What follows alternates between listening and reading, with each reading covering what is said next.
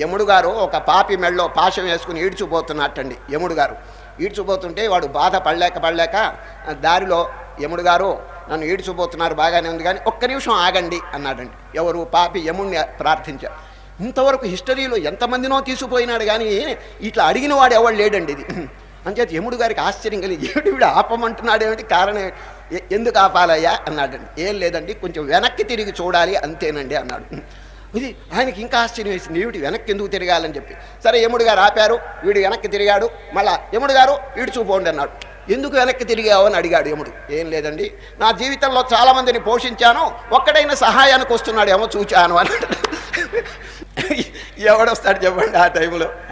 కనుక వెంట వచ్చేది ఏంటంటే మన పుణ్యకర్మ, మన శుభకర్మ, మన పరోపకార కర్మ, మన దైవభక్తి. చూడండి, ఇది కాపాడుతుందండి. ఇది అంత్యకాలంలో ఎప్పుడైనా కనుక జీవితకాలంలో దాన్ని ఆర్జించాలా లేదా?